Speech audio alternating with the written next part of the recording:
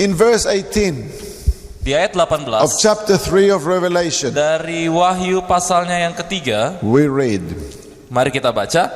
Maka aku menasihatkan engkau supaya engkau membeli daripadaku emas yang telah dimurnikan dalam api, agar engkau menjadi kaya, dan juga pakaian putih supaya engkau memakainya, agar jangan kelihatan ketelanjanganmu yang memalukan, dan lagi minyak untuk melumas matamu supaya engkau dapat melihat.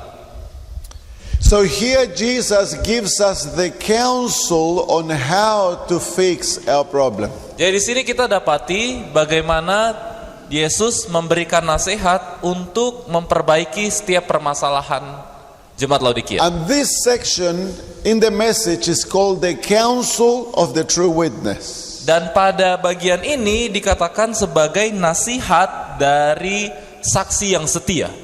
And so we do now know our condition. Jadi sekarang supaya kita boleh mengetahui keadaan kita yang sesungguhnya, Both our disease, juga mengenai penyakit kita which is self-righteousness, yang adalah kebenaran diri itu, which has led us to self-deceit, yang menuntun kita kepada penipuan diri, and is manifested in a lukewarm experience. dan digambarkan di dalam pengalaman suam-suam kuku. In an experience where our mouth speaks and it makes everyone believe that we are super Christians. Sebuah pengalaman yang membuat kita berbicara seolah-olah kita ini adalah seorang Kristen yang begitu super. But our heart is far from the Lord. Tapi sesungguhnya jauh dalam hati kita, di hati kita jauh daripada Tuhan. And so God wants us to come to the point where He can bless us. Dan di sini Tuhan mau untuk membuat kita pergi kepada satu titik di mana Dia mau memberkati And kita. so in verse 17 He shows us where we must come in order to receive the blessings. Sehingga di ayat 17 di sini Tuhan menunjukkan kemana kita harus pergi supaya kita boleh memperoleh berkat itu. And in verse 18 He gives us the remedy. Dan di ayat yang ke-18 itulah obatnya. And verse 18 begins, Jesus says, I counsel you. Di ayat 18 Yesus memulai obat itu dengan berkata, aku menasihati kamu. So in this verse Jesus presents Himself as a counselor. Dan di ayat ini Yesus menyatakan dirinya sebagai seorang penasihat. So when you and I are in trouble, jadi ketika kita, saya dan kamu sedang berada dalam masalah, when we are in sin, atau kita sedang ada dalam dosa, when we are struggling, atau sedang sementara bergumul, Jesus says, I am your counselor. Yesus katakan, akulah penasihat. And what do we do with a counselor? Dan apa yang akan kita perbuat kepada seorang penasihat ini? We go and unburden our troubles on the counselor. Kita pergi dan datang membawa setiap beban kita kepada sang penasihat. And Jesus is inviting us to do exactly that. Dan itulah yang sesungguhnya Yesus undang kita untuk To lakukan. come to Him with all that burdens us and talk to Him. Untuk datang kepadanya dengan segenap beban kita dan berbicara To kepada Dia. open our heart wide and bring it all out. Untuk membuka hati kita dan mengeluarkannya. Because Christ alone can heal us. Karena hanya Kristus sajalah yang dapat menyembuhkan kita. Man may be able to put a band-aid on a problem. Manusia mungkin bisa saja menaruh plester di masalah tersebut. But Jesus can heal from inside out. Tapi hanya Yesus yang mampu menyembuhkan itu dari dalam ke keluar. He can restore. Dia mampu memulihkannya. He can make new. Dia bisa menjadikannya baru. And so we should learn to run to Jesus. Sehingga kita perlu belajar bagaimana untuk lari kepada Dia. Because He is a counselor. Karena hanya Dialah sang penasihat The sejati. only true counselor. Satu-satunya yang sejati. So He says, I counsel you. Sehingga Dia mengatakan, aku menasihati And kamu. then He says to buy of me. Dan juga Dia katakan, belilah kepadaku. And so now the center of the solution to our problem is Jesus Christ. Jadi di sini kita dapati bahwa inti dari menyelesaikan masalah atau solusi dari permasalahan kita adalah Yesus Kristus itu sendiri. He doesn't say, I counsel you to buy. Dia nggak bilang bahwa aku menasihati kamu untuk beli, But he says, I counsel you to buy of me. tapi dia katakan kalau di bahasa Inggris, aku menasihati kamu untuk membeli aku. So before we can obtain the solution to our problem, Jadi sebelum kita dapat memperoleh solusi dari masalah-masalah ini, we must come to Jesus. kita perlu datang kepadanya. So again, this verse twice emphasizes how important Jesus is.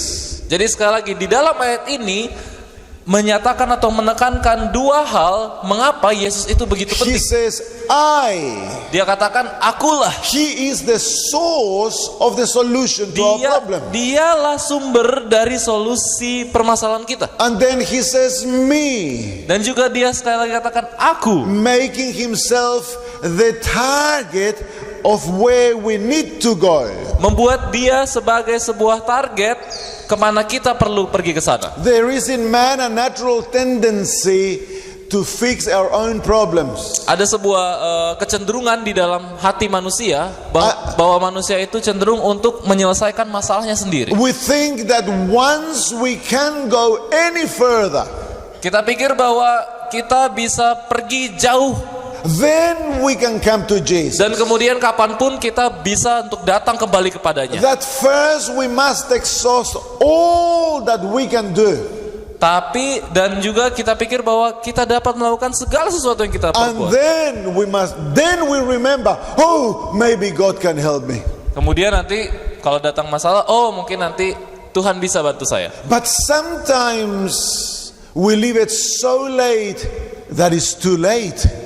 Tapi seringkali kita jadi terlambat dan itu sudah sangat terlambat. And so Jesus gives us the gospel invitation. Sehingga di sini kita dapati Yesus memberikan Injil, undangan Injil itu. Which is the invitation throughout the scriptures. Dan undangan ini kita boleh dapati di seluruh kitab suci. And is echoed there in Matthew chapter 11. Dan itu bergema di dalam Matius pasal 11. Matthew chapter 11 and verse 28. Matius pasal 11 ayatnya yang ke-28. Marilah kepadaku semua yang letih lesu dan berbeban berat. Aku akan memberi kelegaan kepadamu. Jesus says, come unto me. Yesus katakan, mari datang padaku. Says, if you are burdened and heavy laden, come unto me. Jika engkau sedang berbeban berat, letih lesu dan berbeban berat, mari datang padaku. The invitation of the gospel is that the sinner must come to Jesus. Undangan Injil kepada orang-orang berdosa adalah mereka perlu datang kepada Yesus. Because he is our savior. Karena dialah juru selamat kita. God does not expect you to fix your sin problem.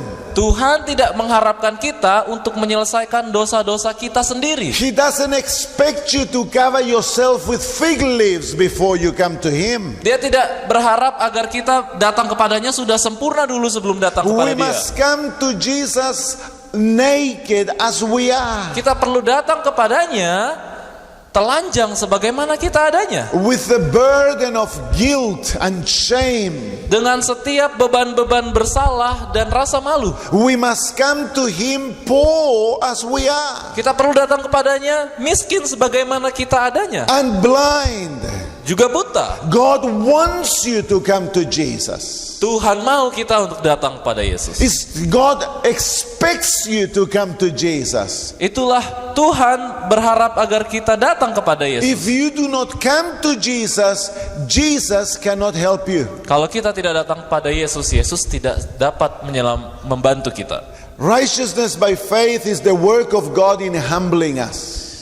Kebenaran oleh iman adalah sebuah pekerjaan Tuhan untuk merendahkan kita. We are self-exalted and independent. Kita yang sejatinya suka untuk meninggikan diri dan suka untuk merdeka atau mandiri. We think we can do it. Kita pikir kita sanggup untuk melakukannya. We have the solution. Kita pikir kita sudah punya solusi permasalahan I ini. know. Aku tahu. I can. Saya bisa. And the Lord says, no, you don't know. You do not. You Kemudian Yesus cannot. bilang, sebenarnya kamu itu nggak tahu. Sebenarnya kamu itu nggak sanggup. Come to me.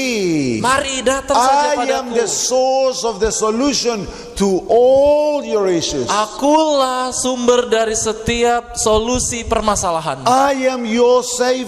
Akulah penyelamatmu. Doesn't matter what sin you may be struggling with. Nggak peduli dosa macam apa yang kita sedang gumuli sekarang. You do not have the solution.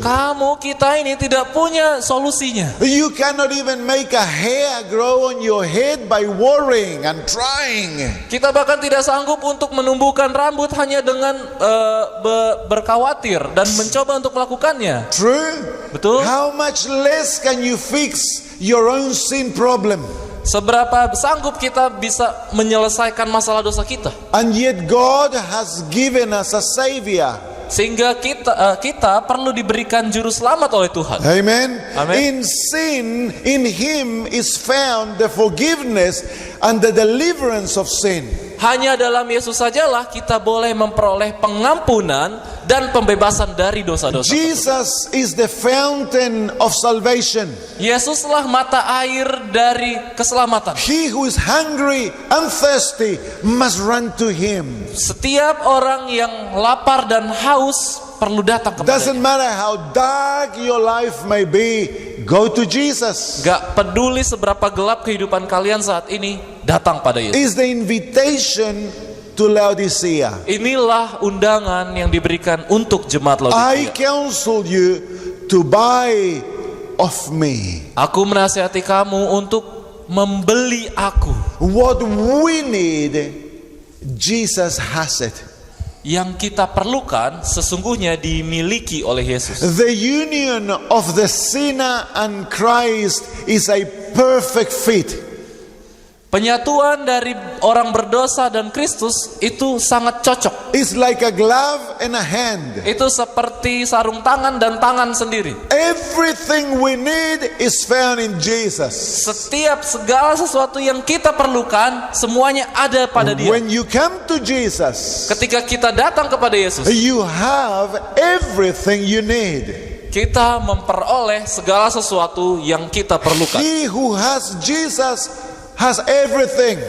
Mereka yang telah memiliki Yesus sudah memiliki segalanya. He who does not have Jesus has nothing. Mereka yang tidak punya Yesus sebenarnya tidak punya apa-apa. The forms of religion cannot supply the want of the soul. Bentuk atau rupa dari agama sebenarnya tidak sanggup untuk memberikan kerinduan jiwa. You may spend your life in prayer, reading the Bible, memorizing it and practicing it. Bisa saja kita menghabiskan waktu kita untuk berdoa, buka Alkitab, baca Alkitab, bahkan menghafalkan semua ayat But Alkitab. unless you are united to Christ, those things cannot supply your need. Tapi kecuali kita disatukan dengan Kristus, semua hal yang tadi itu tidak akan sanggup untuk memberikan kebutuhan kita. The fountain that has been opened for the salvation of the lost is found in Jesus. Sumber mata air untuk orang-orang yang hilang ini ada di dalam Yesus. The cry from Genesis to Revelation Seruan dari kitab Kejadian sampai kitab Wahyu to sinners bagi orang-orang berdosa is come unto me. adalah seruan untuk mari datang kepadaku. Why is it that we struggle by ourselves? Kenapa kamu harus bergumul dengan menggunakan dirimu sendiri? Thinking that somehow we have to fix ourselves before God can accept us. Dan kita berpikir bahwa kita harus memperbaiki diri kita sendiri terlebih dahulu sebelum datang There kepadanya. are sinners that struggle a lifetime. Ada begitu banyak orang-orang berdosa yang bergumul sepanjang hidupnya. And the heart is so proud that would rather be miserable than submit to Jesus Christ. Dan mereka pikir bahwa lebih baik mereka untuk terus melarat di dalam kehidupan mereka daripada menyerahkan kehidupan mereka seutuhnya kepada Tuhan. Multitudes go to eternal death even though they have a Savior. Begitu banyak orang yang sekarang menuju kepada kematian, sekalipun mereka sesungguhnya memiliki It's juru so selamat. easy. Just like the thief on the cross, realize you have no hope in yourself. Begitu mudah saudara-saudara, seperti seorang pencuri yang ada di salib itu bersama dengan Kristus, kita hanya perlu menyadari tentang diri kita You are a no-hoper. bahwa kita tidak punya harapan, There is nothing good in yourself that you can offer God. bahwa tidak ada sesuatu yang baik yang kita bisa persembahkan kepada But Tuhan, you don't have to. dan sesungguhnya kita nggak harus God buat itu. doesn't expect you to offer anything. Tuhan tidak berharap untuk kita memberikan sesuatu kepadanya. Why? Kenapa? Because He knows that you are poor and bankrupt. Karena Dia tahu bahwa kita ini miskin dan sudah bangkrut. He wants you to come to Him asking. Dia mau kita untuk datang kepadanya meminta. Like the thief on the cross. Seperti orang pencuri yang ada di salib itu. Lord, Tuhan, if you save me, I give you $1 million. jika kamu menyelamatkan saya akan berikan kepadamu $1 juta. He never offered anything. Enggak, dia enggak buat itu. He said, Lord, remember me. Dia hanya katakan, Tuhan, ingatlah aku. And how long did it take for him to receive salvation? Dan berapa lama dia memperoleh keselamatan itu? Just like that. Cuma Oh, seperti that the sinner may learn Sehingga setiap orang berdosa boleh belajar that salvation is found in Jesus. bahwa keselamatan hanya didapatkan di dalam Yesus. Salvation is not found in hard works Bahwa keselamatan tidak diperoleh dari usaha keras kita and in beating yourself dan dengan memukul, menyakiti diri sendiri, and in trying hard. atau dengan berjuang dengan keras. No, salvation is found in Jesus. Tidak saudara, tapi keselamatan hanya diperoleh di dalam Yesus. And to receive salvation, Dan untuk memperoleh keselamatan ini, you must come to Him datanglah kepadanya and make Him your everything. dan jadikan Dia segala sesuatu. Isn't that beautiful? Bukankah itu indah? Amen. Amin. I counsel you to buy of me. Aku menasihati kamu untuk membeli aku. You see, in Adventism we think that, okay, if I am a vegan, then I'm closer to heaven. Banyak orang Advent berpikir, oh kalau saya sudah vegan, saya udah lebih dekat dengan It's surga. not something we speak, it's something unspoken, unconscious. Mungkin itu tidak kita bicarakan, tetapi itu secara tidak sadar ada di dalam pikiran kita. You know, I have stopped drinking coffee. Atau saya sudah berhenti minum kopi nih. And so now I think that I am a better person. Dan karena saya telah buat itu, saya merasa saya jadi orang yang lebih baik. Oh, now I am dressed according to the will of God. Oh, sekarang lihat saya udah berpakaian sesuai dengan kehendak Tuhan. At last God is smiling at me. Pasti sekarang Dia sedang senyum-senyum sama saya. There is nothing you can do to impress God Tidak ada sesuatu yang kita bisa perbuat untuk mengesankan Tuhan or to earn His favor atau untuk memperoleh kesenangannya or to make yourself acceptable before Him. atau membuat kita jadi diterima di hadapan Tuhan. Eve thought, and Adam dan Hawa memikirkan hal yang tadi. if we cover ourselves, Kalau seandainya kita menutup diri when kita, God comes, waktu Tuhan datang, He shall be impressed with us. mungkin Dia akan terkesan dengan kita. But the moment they heard the voice of God, Tapi seketika mereka mendengarkan suara the Tuhan, shame and guilt and fear of sin rasa takut, bersalah, dan malu karena dosa surfaced and made them run away from God. membuat mereka lari jauh dari Tuhan. The only solution for sin Satu-satunya solusi dari dosa is Jesus Christ. hanyalah Yesus. I'm going to repeat that. Saya ulangi lagi. The only solution for sin Satu-satunya solusi dari dosa is Jesus Christ. hanyalah Yesus Kristus. There is only one fountain that has been opened for the healing Hanya ada satu sumber mata air yang dibukakan untuk penyembuhan. of sin, Penyembuhan dari dosa. and that fountain is the blood of Jesus. Dan sumber mata air itu adalah darah Kristus. Amen. Amin. I'm going to repeat it again. Sekali lagi saya ulang. But I want you to cover one ear. Tapi saya mau kalian untuk mendengar. Because what happens is this. Karena yang terjadi begini. We hear it. Kita dengar. And it comes through this ear. Saya mau nanti tutup satu telinga. And it goes out of the other. Masuk satu di sini, keluar Because sebelah. self does not want to remember this. Karena diri itu tidak suka untuk mengingat itu. Because self wants to feel important. Karena diri itu merasa merasa penting. Self is proud. Diri itu sombong. Self wants to feel that I have accomplished it. Diri itu ingin merasa bahwa saya sudah selesaikan ini. He knows that in order for you to submit to Jesus, you must die. Diri itu tahu kalau kita mau untuk berserah kepada Tuhan, diri harus mati.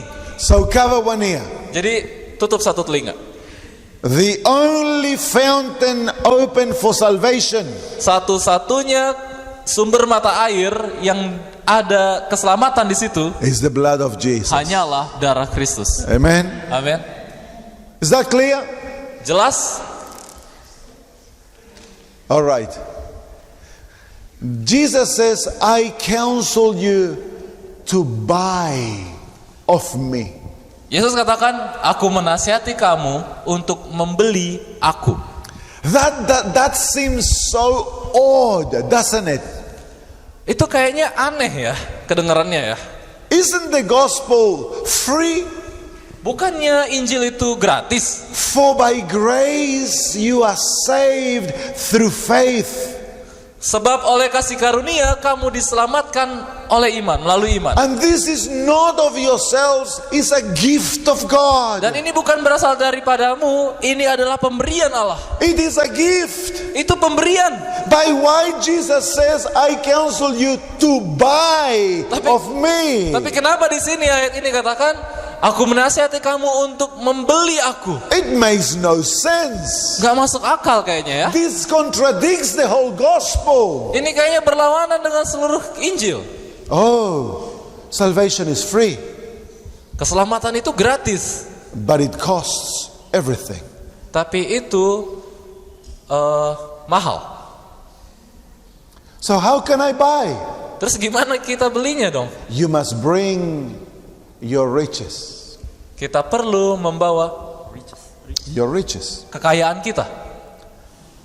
Doesn't Laodicea say, I am rich? Bukannya Laodikia udah bilang bahwa dia itu kaya. I have plenty of goods.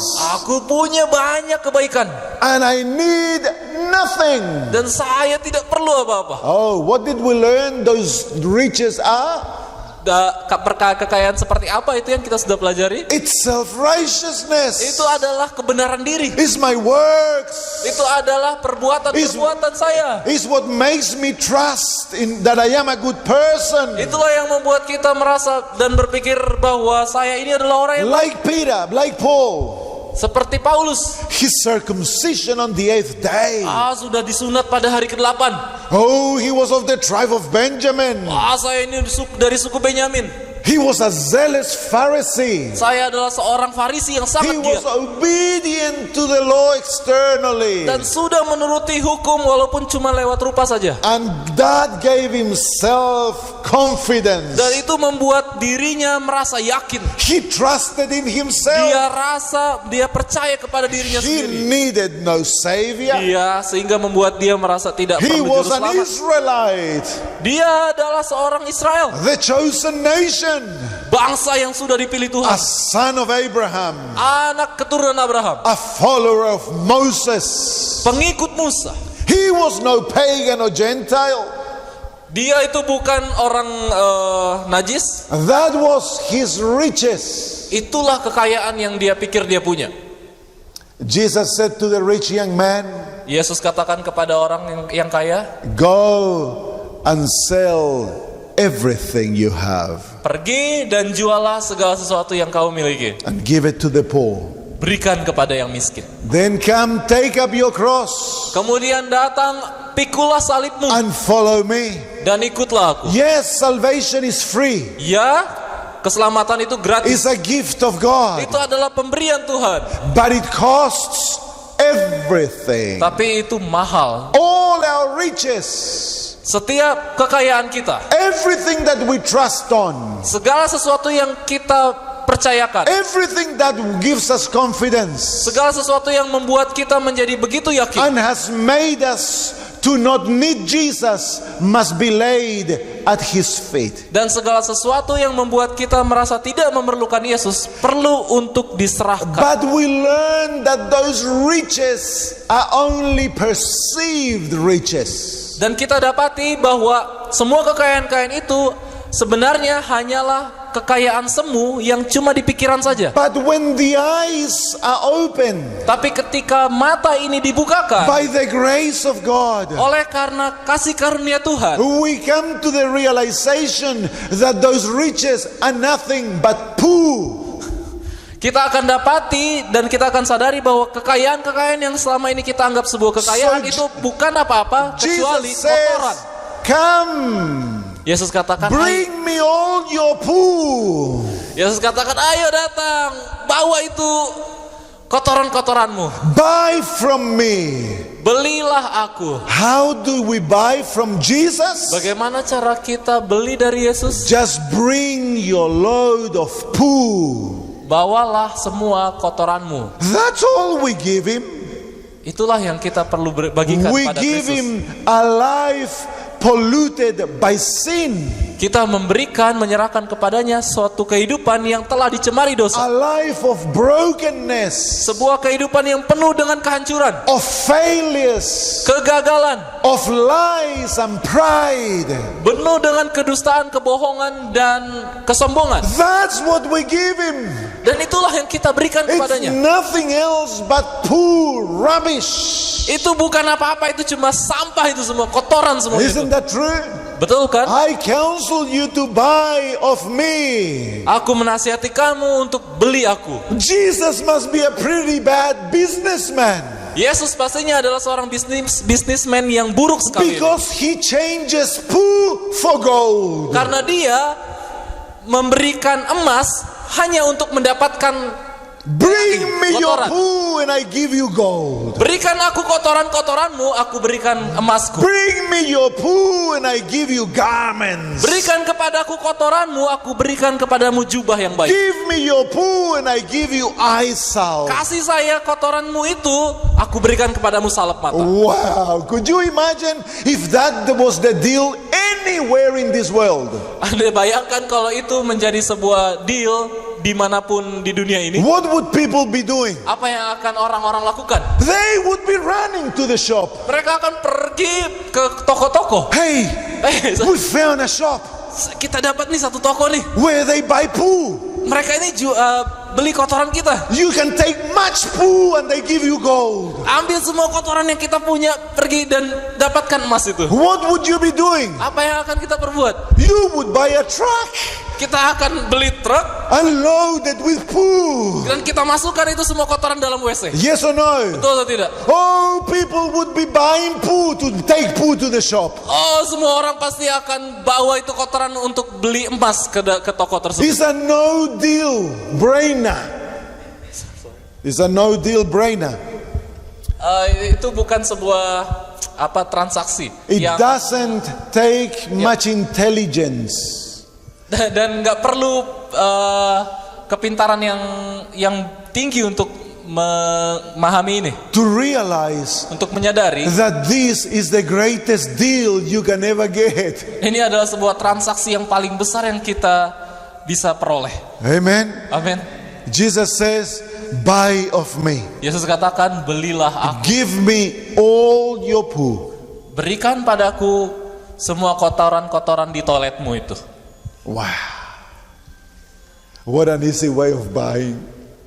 Bukankah ini sebuah pembelian yang begitu berharga? All my failures, Setiap kegagalan kita, all my misery, setiap kemelaratan kita, all the pain of my life, setiap rasa sakit yang ada dalam kehidupan kita, all my rebellions, setiap pemberontakan kita, all my broken dreams, setiap cita-cita kita yang hancur, I can bring them to Jesus. kita bisa bawa itu ke Yesus, And in exchange, dan sebagai gantinya He gives you gold. Dia berikan kepada kita logam mulia, emas. My question is, why would we stay away? Pertanyaan saya adalah, kenapa There's kita bisa only- menjauh daripadanya? There's only one reason. Alasannya cuma satu. It's because we believe that our poo is gold. Karena kita pikir pup kita itu, kotoran kita itu emas. That is more beautiful than what Jesus offers. Bahwa itu lebih indah dan lebih berharga dari apa yang ditawarkan oleh Yesus. True? Benar? You know, we are so deceived that some people say, when I am old, I will come to Jesus.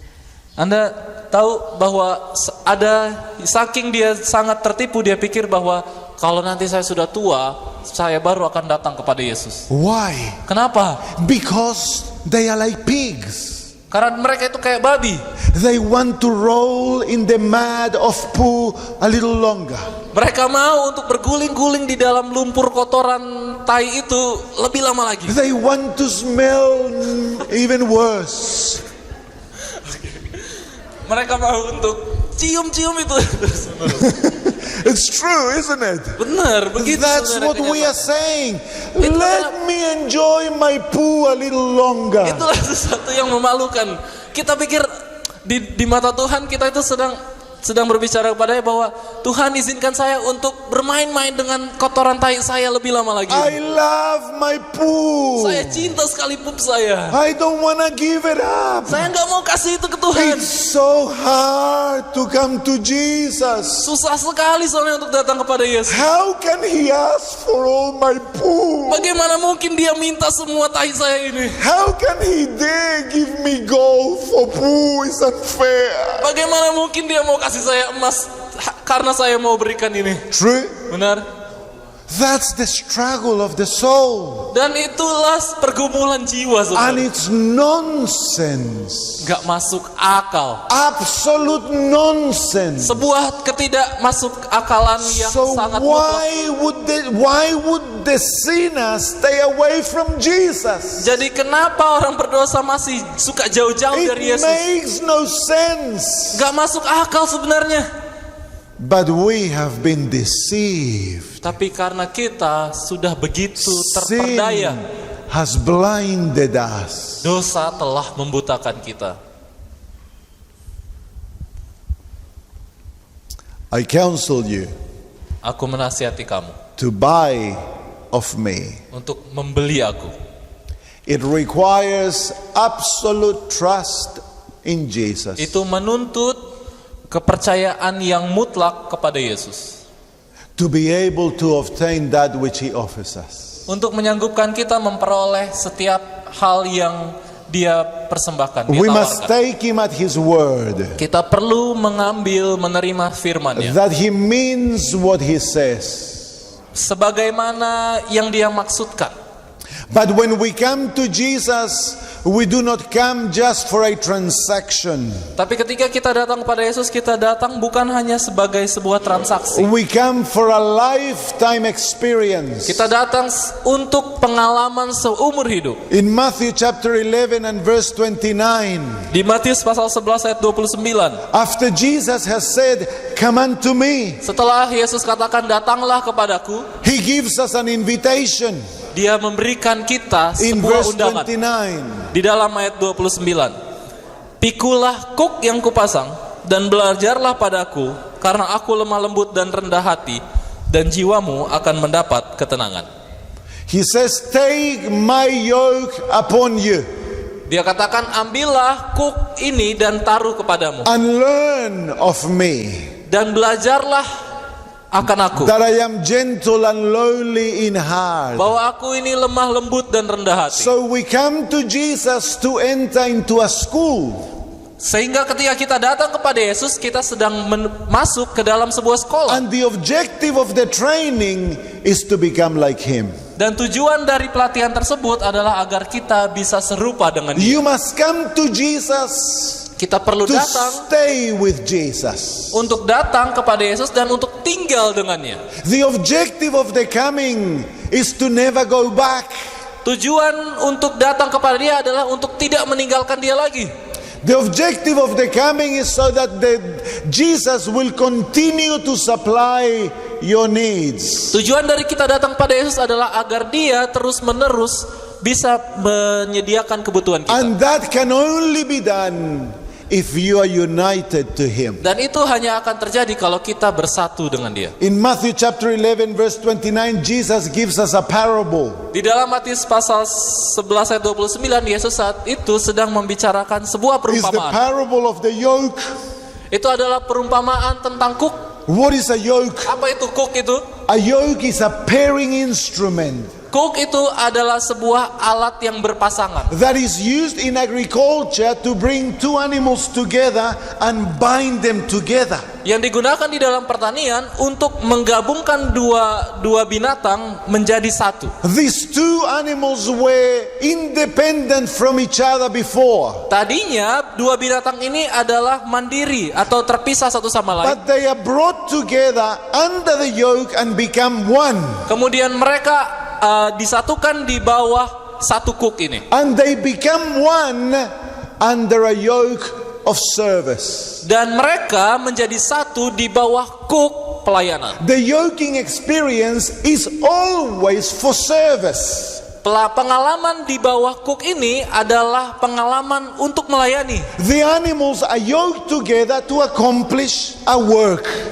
Dua binatang berada di bawah satu kuk adalah untuk menyelesaikan satu pekerjaan. And so the yoke is a symbol of service but also a symbol of unity. Demikianlah kuk itu adalah simbol atau lambang dari pelayanan, juga lambang dari penyatuan. They are united to serve. Mereka disatukan untuk melayani. So in order to be united, the animals must lose their independence. Jadi supaya mereka dapat disatukan, binatang ini harus kehilangan kemerdekaan atau kemandirian And mereka. then they stay together doing service. Supaya mereka boleh bersama-sama melakukan pelayanan. And so Jesus says, I want you to take my yoke. Sehingga Yesus katakan, saya mau kamu untuk mengambil kukku His ini. yoke is the yoke of love. Kuknya adalah sebuah kuk kasih. Because love by nature Karena serves.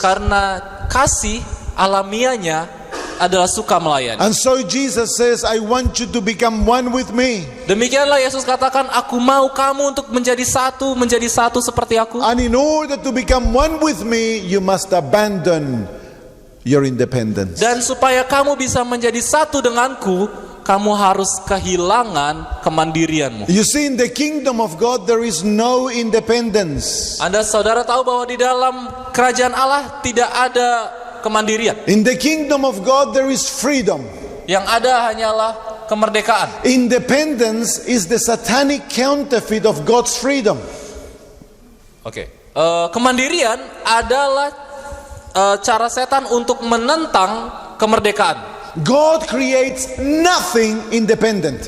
Tuhan tidak menciptakan sesuatu mandiri. In God's kingdom, everything is dependent on something else. Di dalam kerajaan Tuhan, segala sesuatu itu saling bergantung satu sama lain. Look at your body. Coba lihat tubuh kalian. In your body, everything is free. Di dalam tubuh kalian semuanya itu merdeka. The heart is free to pump. Jantung itu merdeka untuk berdetak. The eyes are free to look. They move, they act. Mata merdeka untuk melihat. The tongue is free to speak. Dan lidah juga merdeka untuk The bicara. ears are free to listen. Telinga merdeka untuk mendengar. Your lungs are free to breathe in and out. Paru-paru juga demikian, merdeka untuk tarik nafas, buang Your nafas. fingers are free to move. Jari-jari kita merdeka untuk bergerak. But they are not independent. Tapi mereka tidak mandiri. The heart is not independent.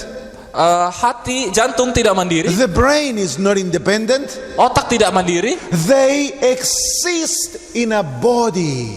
Mereka hadir di dalam satu tubuh. And in the body, Dan di dalam tubuh ini, everything is dependent on everything else. semua organ-organ di dalam ini begitu bergantung dengan organ-organ yang lain. Can you get that? Bisa dapatkan itu? Let's say this little finger Coba anggaplah ini kelingking kita. says, Dia bilang, I am sick and tired of this body. aduh saya udah capek ada di dalam tubuh ini. This body is corrupted. Ini tubuh ini rusak. It has become Babylon. Ini tubuh sudah jadi Babel. I'm not longer in this body. Saya udah nggak mau lagi ada di tubuh ini. So this little finger becomes independent. Sehingga tubuh ini, jari kelingking ini menjadi mandiri. It goes, Dia, take my membership off your list. saya hapuskan saya dari daftar keanggotaanmu. What would happen to this little finger? Apa yang akan terjadi dengan jari kelingking ini? How long will it live without the body? Berapa lama dia bisa tetap hidup tanpa tubuh? It'll die very quickly. Dia mati cepat pasti. True? Benar? Independence is death. Kemandirian artinya mati. Freedom is life. Kemerdekaan itu hidup. Freedom in unity. Kemerdekaan di dalam penyatuan. This little finger lives Kalau kelingking ini pergi dari tubuh, because of the heart. oh itu karena jantung. And it lives because of the brain. Maaf. Kelingking ini hidup karena ada jantung. Kelingking ini hidup karena ada otak. And it needs the stomach. Dan dia juga perlu lambung. And it needs the lungs. Dia juga perlu paru-paru. And it needs the eyes. Dia perlu mata juga. And it needs the ears. Kelingking itu perlu telinga juga. It needs the veins. It needs the bones. It needs the hand. It needs the arm. It needs everything. Dia perlu pembuluh darah, dia perlu tulang, dia perlu tangan, dia perlu semuanya. Amen. Amin. Independence is death. Menjadi mandiri artinya mati. Because it's the result of selfishness Karena itu adalah hasil dari keegoisan. that says, I am the most important. Yang berpikir bahwa sayalah yang paling penting di sini. I need no God and I need not you. Saya tidak perlu Tuhan, saya juga tidak perlu kalian-kalian ini. I can live by myself. Saya bisa hidup sendiri dengan diri saya sendiri. All of us are naturally independent. Semua dari kita secara alamiahnya mandiri, suka And mandiri. Jesus says, Tapi Yesus katakan, in order for me to save you, supaya aku bisa menyelamatkan you kamu, must be joined to me. bersatulah denganku. And through me, you Sehingga- will be joined to the body. Sehingga melalui aku engkau bisa bersatu di dalam tubuh. Jesus says, come to me. Yesus katakan, mari datang padaku. And the first step in coming is that we must abandon our independence. Dan langkah pertama untuk bisa datang bersatu dengan Yesus, We kita must- perlu meninggalkan We kemandirian must kita. repent, confess it, and leave it at the foot of the cross. Dan kita perlu datang, mengaku, dan duduk di bawah salib Kristus. You know, Jesus uses another symbol. Saudara tahu bahwa Yesus In menggunakan simbol yang lain. In Matthew chapter 10 verse 37. Di dalam Matius pasal 10 ayatnya yang ke-27. And verse 38. Dan juga Matthew 10. 10:38, just 10:38. Oke, Matius 10 hanya ayat yang ke-28 saja. Dan janganlah kamu takut kepada mereka yang dapat membunuh tubuh, tetapi yang tidak berkuasa membunuh jiwa. Matthew 10:38. Oh sorry, Matius 10 ayat 38, maaf. Barang siapa tidak memikul salibnya dan mengikut aku, ia tidak layak bagiku. The first invitation of the gospel is that we must be crucified. Undangan pertama dari Injil adalah kita perlu untuk disalib. The symbol is the same. Lambang ini sama saja. The cross and the yoke teach the same lesson. Salib dan kuk mengajarkan pelajaran yang sama. That in order for us to have Jesus, we must be united to Him. Yaitu supaya kita boleh bersama dengan Yesus, kita perlu bersatu dengan Dia. But the yoke says Tapi kuk berkata, that in order to be united, you must abandon, surrender your independence. bahwa supaya kamu bisa digabungkan bersatu dengan Yesus, engkau harus menyerahkan kemandirianmu And ini. you become one with Jesus Sehingga engkau boleh menjadi satu dengan Dia to serve. untuk melayani. And in that union of service, of love, you will grow to be like Him. Dan di dalam penyatuan dari pelayanan kasih ini, engkau akan bertumbuh menjadi seperti Dia. The cross Salib teaches us mengajarkan that in kita order to be one with Jesus, bahwa supaya kita boleh menjadi satu dengan we Dia, must die. kita perlu mati di situ. You see, the cross is an instrument of death. Karena salib itu sendiri merupakan alat untuk membunuh. And every cross has two faces. Dan setiap salib memiliki dua sisi. On one Jesus hanged, Di satu sisi Yesus the ditabrak, other face is empty. di sisi yang lain itu kosong. Di And depan it's ada, empty for you. dan itu sisi yang kosong itu adalah untuk kita. The invitation of the gospel is that we, as Jesus, must take up the cross. Dan undangan dari salib itu adalah kita supaya seperti sebagaimana Yesus You memikul see, salib friends, itu. in order to be united to Christ, Romans 6 says that we must be united in 3 experiences. Di dalam Roma pasal 6 dikatakan supaya kita boleh bersatu dengan Kristus, ada 3 pengalaman yang perlu kita alami. We must join him in death. Kita perlu bersatu bergabung dengan dia dalam That's the kematian. cross. Itulah salib, That's the yoke. itulah kuk itu. Where we turn away from who we are Ketika kita berpaling dari siapa diri kita ini, in order to become one with Jesus. supaya menjadi satu dengan dia. And then we must join him in burial. In burial. Kemudian kita perlu bersatu dengan dia di dalam kuburan. We must be buried with Christ. Kita perlu dikubur bersama That's Yesus. baptism. Itulah baptisan. Baptism is a burial ceremony. Baptisan merupakan sebuah upacara penguburan. Who's being buried? Siapa yang dikubur di situ? The one who has died with Jesus. Adalah mereka yang sudah mati bersama So Yesus. the beginning of the Christian life demands a death. Jadi permulaan dari suatu kehidupan Kristen dimulai dari kematian. Self must be willingly crucified. Diri harus rela untuk disalibkan. Paul says, I have been crucified with Christ. Rasul Paulus katakan, aku telah disalibkan bersama Kristus. I no longer live, Sekarang bukan aku lagi yang hidup, but Christ is the one who lives in me. tapi Kristuslah yang hidup di dalam And aku. that's the third step of unity with Jesus. Dan itulah langkah yang ketiga di dalam penyatuan dengan Kristus. We join him in resurrection Kita bersatu bersamanya di dalam to a kebangkitan brand new life. untuk mendapatkan satu And kehidupan in yang baru. that life, I no longer live, Dan kehidupan itu bukan lagi aku yang hidup, but Christ is the one who lives in me. tapi Kristuslah yang hidup di dalam aku. Amen. Amin.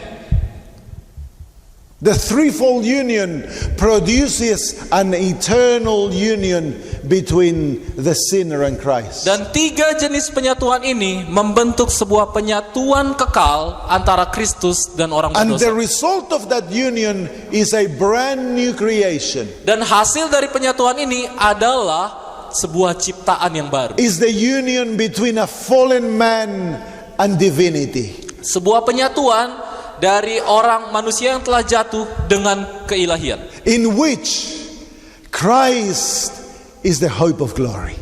di mana di situ Kristus adalah harapan kita. So the yoke is a willing surrender of my independence. Jadi kuk ini artinya adalah penyerahan kemandirian kita secara rela To an absolute dependence in Jesus. kepada kebergantungan yang mutlak akan Yesus. I will no longer look to myself. Bahwa aku tidak lagi melihat diri sendiri lagi. I will not hope in myself. Saya tidak lagi mengharapkan diri. I will not consider my own opinions and desires and appetites. Saya tidak lagi akan mempertimbangkan pemikiran-pemikiran saya, I give pertimbangan up saya my maupun own selera plans. saya. Saya menyerahkan semua rencana saya. Now I will depend on Jesus. Dan sekarang saya mau bergantung padanya. It's His Yesus. desires, His plans, His ideas that count. Hai, sekarang hanyalah kerinduannya, hanyalah keinginannya sajalah yang saya mau perhitungkan. Because I am under His yoke. Karena saya sekarang sedang berada di bawah. He is the boss, I am the slave. Dialah bosnya, saya hambanya. And the cross Dan disalib is a willing surrender of my will to God. adalah penyerahan secara rela akan kehendak kita sendiri. You see, when Jesus went to the cross, Sahabat tahu ketika Yesus pergi ke salib, He prayed, dia berdoa, not my will be done, bukan kehendak aku ya Tuhan, but your will, Father. tapi kiranya kehendak-Mu sajalah yang jadi. It was a complete surrender of his will to the will of the Father. Itu adalah penyerahan yang utuh akan segenap kehendaknya kepada Bapa. Even if it meant rejection and spitting and beating and scourging. Tidak peduli apakah itu nanti pada akhirnya adalah penganiayaan ataupun diludahi dan hal-hal buruk lainnya. Even if it meant to be crucified on a piece of wood. Tidak peduli kalau itu pun artinya adalah disalibkan di atas kayu. And his hands and his feet be driven by nails. Dan kaki dan tangannya perlu untuk dipakukan. Your will be done. Tapi kiranya hanya kehendak-Mu saja yang jadi. Even if it meant to become the bearer of the sins of the whole world. Sekalipun itu artinya adalah dia harus menanggung setiap dosa seluruh dunia. And receive the wrath of God as punishment for those sins. Your will be done. Sekalipun itu artinya adalah harus menerima murka Tuhan karena dosa-dosa ini.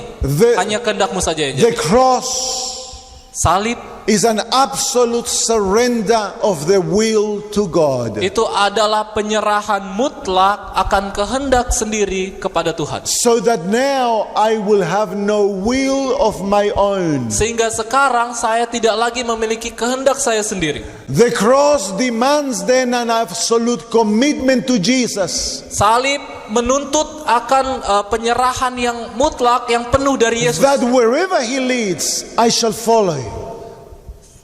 Wherever he leads, I shall follow. Dan kemanapun dia tuntun, saya akan pergi ke sana. I will ask no questions and I will present no complaints. Saya tidak akan bertanya karena apapun itu, atau saya tidak akan mengeluh.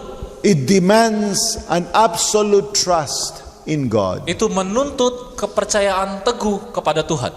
This is a commitment. Ini adalah sebuah komitmen In which we make because we love and want Jesus above everything else. Yang mana kita lakukan ini karena kita tahu bahwa Yesus mengasihi kita. Amen. Amin. When the rich young ruler was presented with this commitment, ketika orang muda yang kaya ini dihadapkan kepada sebuah komitmen ini, give all your poo, berikan kepadaku semua taimu itu, take up the cross, ambil salib, give me your pikul, will, and then become one with me, follow me. Berikan kepadaku semua kehendakmu dan jadi satu denganku dan It's ikutlah the aku. same reality presented to the 144,000. Itulah pengalaman yang sama, kenyataan pengalaman yang sama yang dihadapkan ke hadapan 144. They are called servants of God. Sehingga mereka boleh menjadi hamba Tuhan. Why are they servants? Kenapa mereka jadi hamba? Because they have will, they don't have a will of their own. Karena mereka sudah tidak punya kehendak diri mereka lagi. They have completely surrendered themselves to the control of Jesus. Secara utuh mereka telah berserah di bawah pengendalian Kristus. And they follow the Lamb wherever he goes. Sehingga mereka mengikuti anak domba itu kemanapun anak domba pergi. Amen. Amen. They have become one with Jesus. Dan mereka telah menjadi satu dengan Yesus. They are yoked up with him.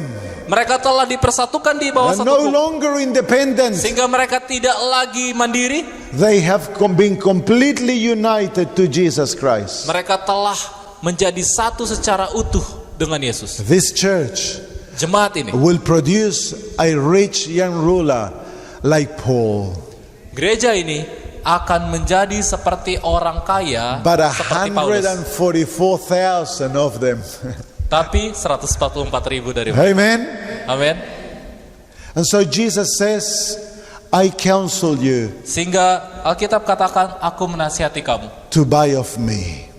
membeli aku. Will you bring your poo to Jesus? Maukah kamu membawa kotoran taimu itu kepada Yesus? Will you take up the yoke willingly and happily?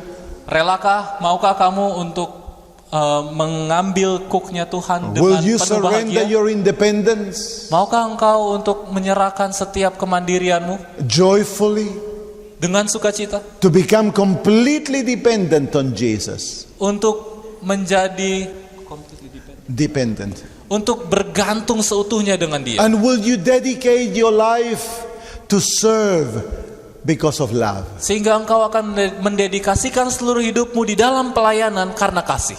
Will you be joined with Jesus on Calvary? Rindukah saudara untuk bersatu dengan Dia di atas Golgota? Will you surrender your will Maukah engkau untuk menyerahkan kehendakmu? to follow the Lord wherever He goes? Untuk mengikuti Dia kemanapun Dia pergi? He may take you up to the mountain top, or He may take you down the valley of suffering. Mungkin saja Dia akan bawa kita turun dari bukit ke lembah penderitaan. Will you be happy to follow Him whatever He leads?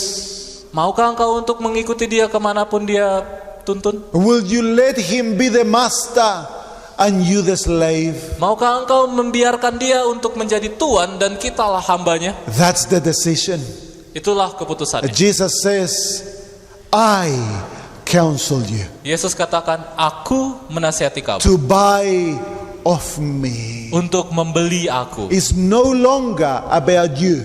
Ini bukan lagi tentang diri sendiri lagi. Now Sekarang your life will be centered on Jesus. kehidupanmu akan dipusatkan dengan Kristus. Amen. Amin. Any questions? Ada pertanyaan?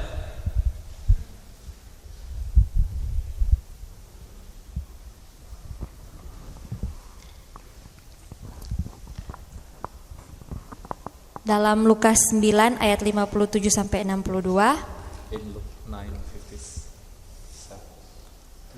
57 sampai 62. Menceritakan tentang hal mengikut Yesus.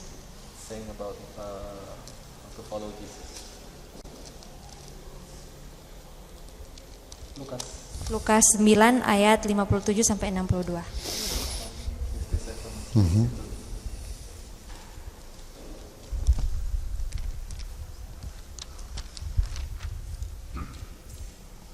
Yep. Di ayat ke-60 dan ke-61 ada satu orang yang ingin mengikut Yesus, tetapi dia minta izin untuk menguburkan ayat 59, ia minta izin untuk menguburkan ayahnya dulu. Dan ayat 61 ia meminta izin untuk pamitan kepada keluarganya dulu.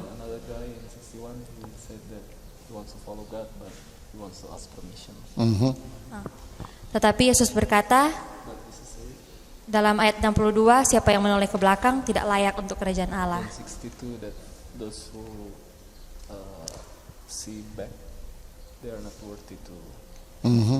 Jadi ada dua pertanyaan. Yang pertama, apa arti dari perkataan Yesus di ayat 62?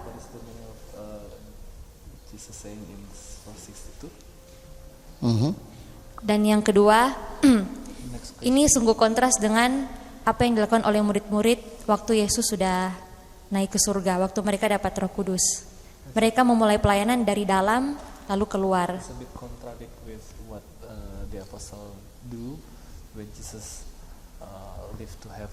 And then they start to do the work from within. Bahkan dalam kisah Gideon, dia mulai dari keluarganya dulu, baru dia keluar. In the story of Gideon, he start from his family first. Yeah, Jesus is not saying that we are not to try to win our family. Oke, jadi ayat ini Yesus nggak katakan bahwa kita tidak boleh untuk memenangkan keluarga What kita. Jesus is teaching in those verses is that we cannot serve Him with a divided heart. Yang diajarkan dalam ayat ini adalah kita tidak bisa melayani Dia dengan hati yang terbagi-bagi. Your mind, your heart must be fully surrendered to Christ. Bahwa pikiran kita, hati kita perlu untuk diserahkan utuh And bagi pelayanan. He must be first. Dan Dia perlu menjadi yang pertama dan That's the terutama. principle of those parables. Dan inilah prinsip-prinsip dasar dari perumpamaan-perumpamaan ini. Family, Keluarga, relations, hubungan take a secondary stage to the service of Christ. merupakan bagian yang kedua di dalam pelayanan Tuhan. When the Lord calls, Ketika Tuhan memanggil, we must serve Him with fullness of purpose. Kita perlu untuk melayani dia dengan tujuan yang penuh. And everything else must be sacrificed to do the will of God. Dan segala sesuatu perlu untuk dikorbankan untuk melakukan kehendaknya. That's what the parable teaches. Itulah yang cerita ini ajarkan. If the Lord calls you to minister to your family, Kalau Tuhan memanggil kalian untuk melayani keluarga but kalian. if the Lord calls you to go and work as missionary overseas, Tapi kalau ada juga orang yang dipanggil Tuhan untuk melayani jauh and ke your seberang, family doesn't want you to do that, kemudian keluarga kalian tidak mau kalian lakukan who are itu, you going to follow? siapa yang kalian mau ikuti? Are you going to look at material ties Atau apakah kita akan melihat material? and excuse yourself Atau mungkin mencari izin sendiri to do the will of God? untuk melakukan kehendak Tuhan? Jesus says, then you cannot serve me. Maka kita jangan layani dia. The whole heart must be in the service of Christ, Bahwa seluruh hati perlu ada di dalam pelayanan. because you've become his servant. Karena engkau telah menjadi hambanya. You must do his will. Kita perlu untuk melakukan kehendaknya. Amen. Amin. All right, any other questions? Lain-lain. Dia tadi katanya kalau The smell of garlic is coming. ya ada bau bawang putih gitu.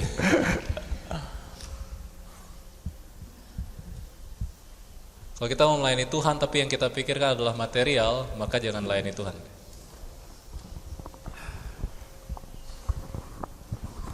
Baik, selamat pagi untuk semua.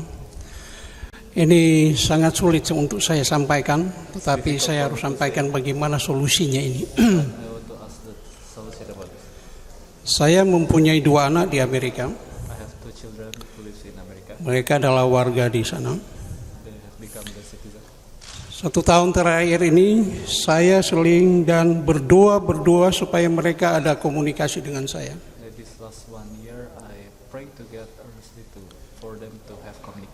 Tapi sampai saat ini belum terhubung. Dan saya tetap berdoa. Saya tidak tahu kapan ini harus terjawab doa saya ini. Terima kasih. Lalu bagaimana? Apa yang harus saya buat? Apa saya berdoa terus dan menunggu sampai jawaban itu datang? Yes. I've got a daughter that hasn't spoken to me for almost 3 years. Pengalaman Pastor Sam, dia memiliki anak perempuan yang sudah 2 tahun sampai sekarang belum pernah berkomunikasi dengan beliau. And so what must we do? Jadi apa yang harus saya Pray. perbuat? Berdoa And rejoice dan bersukacita that God somehow will turn things around. bahwa Tuhan entah bagaimana caranya nanti dia akan membalikan pengalaman ini. He is almighty. Dia sanggup. So because the stubborn will, God cannot force it. Yang pertama adalah bahwa Tuhan tidak akan memaksa dia. He has to work through the circumstances of life. Bahwa Tuhan akan bekerja melalui pengalaman atau keadaan hidupnya. Until through love He can turn them around. Sampai pada akhirnya lewat kasih dia akan memalingkan langkahnya. It requires patience on our side. Dan memang menuntut sebuah kesabaran di sisi kita. And also humility. If we have done mistakes, we must ask for Dan forgiveness. juga tentunya kerendahan hati kalau kita telah melakukan kesalahan untuk meminta pengampunan. Any other questions? Saya like.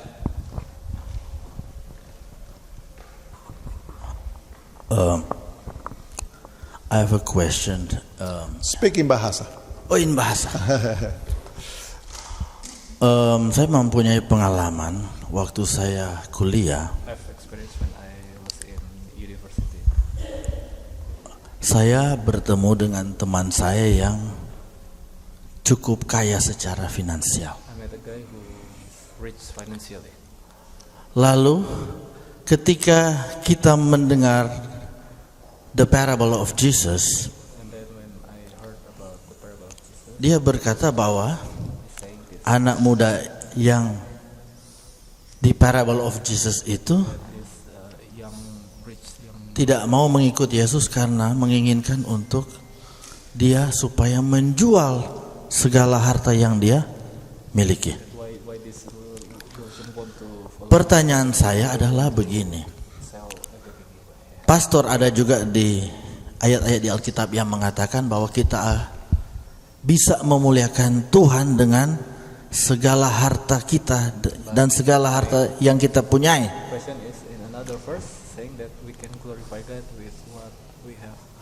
Tentunya banyak orang-orang dari kita, orang Advent, yang berbeda-beda status secara kekayaan. Ada yang bisa pergi kuliah ke tempat yang lebih baik untuk mendapatkan pendidikan yang lebih baik. Ada yang ending up di 1000 missionary karena tidak mempunyai apa-apa secara finansial. Some people because they don't have good financial, then they go to 1000 missionary movement. My point is, kalau kita sekarang ini mempunyai uang dan kita memuliakan Tuhan itu dengan uang kita.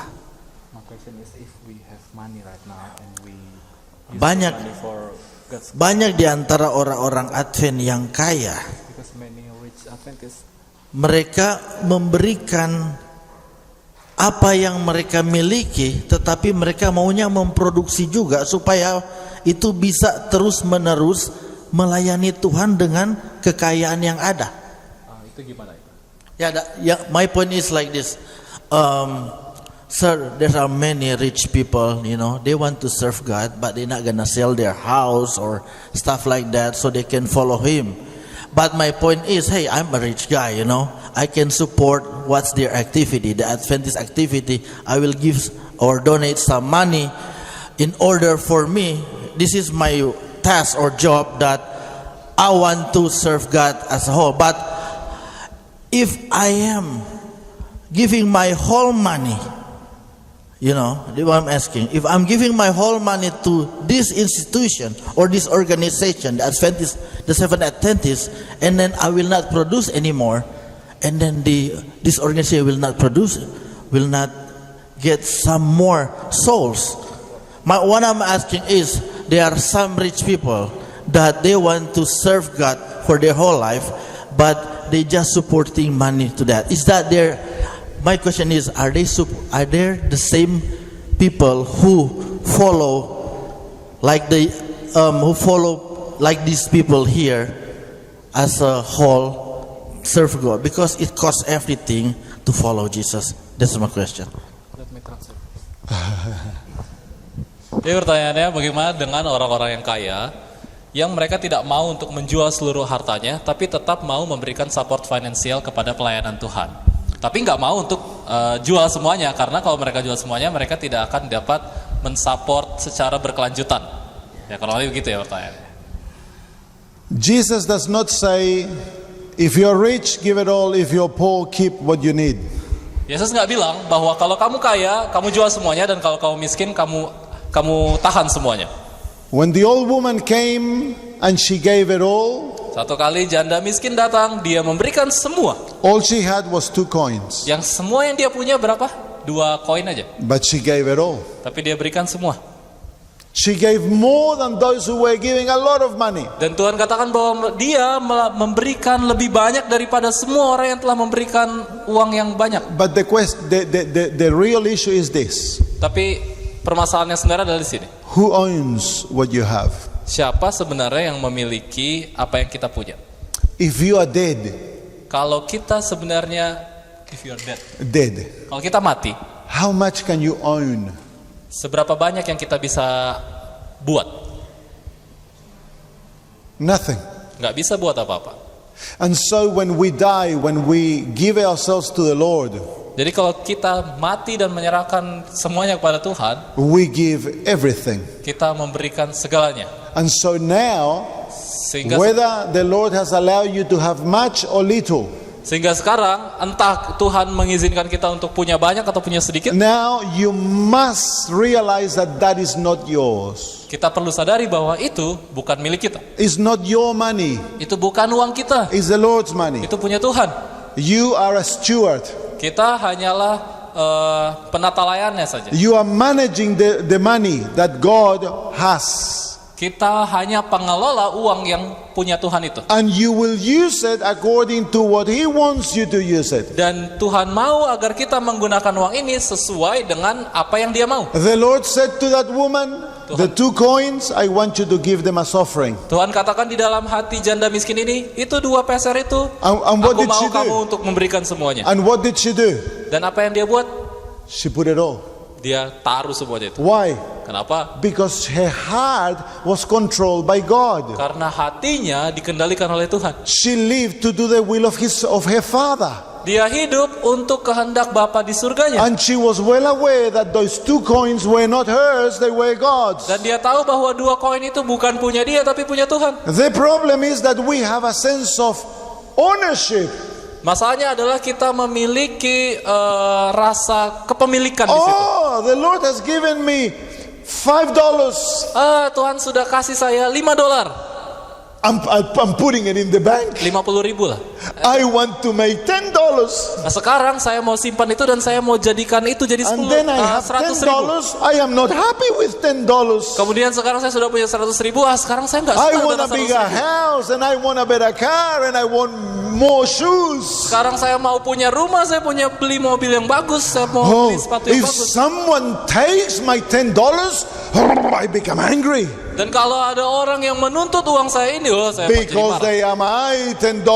Karena itu adalah uang saya. And out of the $10, I gave 1 cent as an offering and $1 as a tithe. Dari 100.000 uang saya itu, saya berikan 1.000 sebagai persembahan dan And the 10.000 sebagai rest of the perpuluhan. money Tapi is mine. Sisa dari uang itu punya saya. God says no. Tuhan bilang enggak kayak I gitu. want you to give me everything. Saya mau kamu untuk berikan saya segalanya. 100% is mine. 100% And now punya saya. I will tell you what to do with the money. Dan sekarang biarkan saya yang atur itu uang mau pergi kemana. That's the principle. Dan itu prinsipnya. So I am dead. I have nothing. Dan sekarang kalau kita mati, kita itu nggak punya apa-apa. I own nothing. Saya nggak punya apa-apa. And you know, it's a really good life. Dan saudara tahu itu adalah sebuah Because pengalaman when hidup yang menyenangkan. When you own nothing, you can lose nothing. Karena kalau kita tidak punya apa-apa, kita If tidak the- dapat kehilangan apa-apa. If the thief comes and takes it, Kalau ada pencuri datang dan mengambil itu, he didn't take what is mine. dia nggak ngambil punya saya itu. He took what is the Lord's. Dia ambil apa yang punya Tuhan. Oh, he's in trouble now. Sekarang dia bermasalah sama Tuhan sekarang. True? Benar? I don't have to crack my head going to court and defending. The Lord can defend it. Saya nggak perlu mempermasalahkan dan bawa itu pergi ke pengadilan. If the Lord says to you, that money in your wallet is for so and so. Kalau Tuhan katakan bahwa uang yang ada di dalam dompetmu itu adalah is for Someone. adalah untuk orang yang lain, What are you going to do? apa yang kalian lakukan? No. I love this money in my wallet. Tunggu Tuhan. Ini No, menarik. it's not your money. Itu bukan uangmu. It's the Lord's money. Itu punya Tuhan. He can do with it whatever He wants, and He can give it to whoever He chooses. Dia dapat melakukan apapun yang dia mau dan dia berikan itu kepada siapapun yang dia mau. No sense of ownership. Tidak boleh ada rasa kepemilikan. The house you're living is not your house. Rumah yang kalian punya, yang kalian hidupi sekarang itu bukan milik Don't kalian. have a sense of ownership. Don't have a sense of Jangan ownership. pernah merasa milik gitu. What if the Lord says, I want you to get out of that house and give it to that family? Bagaimana kalau satu kali Tuhan bilang, aku mau kalian keluar dari rumah itu dan berikan rumah itu ke keluarga ini? What would you do? Apa yang akan kalian lakukan? Have a heart attack? Have a heart attack? Dapat serangan jantung? The car you're driving is not your car. Mobil yang kalian lagi kendarai itu bukan milik It's the kalian. Lord's car. Itu punya Tuhan. What if He says to you, that car, I want you to give it to Him? Bagaimana kalau Tuhan bilang ke kalian bahwa mobil itu saya mau kalian kasih ke orang The ini? Lord has done it to me. Karena Tuhan buat itu ke saya. One day, we were going through really difficult situation. Satu kali kami melewati sebuah keadaan yang begitu sulit. And I came to church and someone gave me $200. Satu kali saya datang ke gereja, kemudian seseorang memberikan saya $200. I didn't have a cent. 200 sekitar 2 jutaan lah ya. And those $200, Dan saat itu saya nggak punya uang apa-apa. Dan 2 juta itu rasanya, wah. I was so happy with my $200. Saya senang sekali untuk dapat uang 2 juta ini. When prayer meeting was finished, Kemudian waktu I got in pertemuan the car, selesai, saya pergi ke and the mobil. Lord said to me, those $200, they are not for you. Kemudian Tuhan bilang kepada saya bahwa 2 juta itu bukan untuk I lo. want you to go and give it to this family. Saya mau agar kamu pergi ke keluarga ini dan kasih 2 juta itu ke No, mereka. Lord, no. Enggak Tuhan, enggak kayak I'm gitu. not hearing you correctly. Saya kayaknya ini bukan suara Tuhan deh. I started driving fast. I want to go home. Kemudian saya langsung untuk berkendara pulang ke rumah dengan cepat. I said, no, go back. You gotta give it to that family. Kemudian suara itu bilang, enggak, balik dan pergi ke keluarga Okay, itu. not my will, Lord. And I went and I gave it to the family. Oke Tuhan, bukan kehendak saya It sehingga was hard to let go of saya those kasih 2 juta itu. $200. Tapi saudara tahu susah sekali untuk lepas itu uang 2 juta. It's his money. Tapi itu uang dia. It's his house. Dan apa yang rumah itu adalah rumah dia. It's his everything.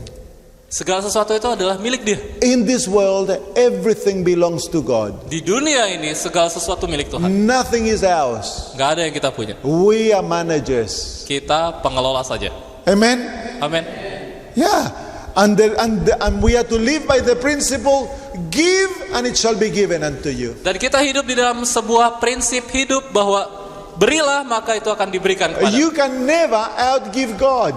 Kita tidak akan sanggup untuk Give more than he gives. kita tidak akan sanggup untuk lebih memberi melebihi Tuhan beri kepada kita. But if you're stingy, stingy is tight. Dan kalau kita pelit, You know, they have to force this little finger for a cent to come out. dan susah sekali kita untuk lepas ini satu jari aja untuk pergi keluar. The Lord cannot give you blessings. Tuhan tidak akan memberikan berkat. The happy life is not the life that has. Pengalaman kehidupan yang membahagiakan itu bukanlah kehidupan yang punya. The happy life is the life that gives. Kehidupan yang membahagiakan adalah kehidupan yang memberi. Amen. It's more blessed to give than to receive. Lebih berbahagia untuk memberi daripada menerima. Amen. Amin. All right. Iya. My stomach is rumbling. Let us finish. Mari kita tutup.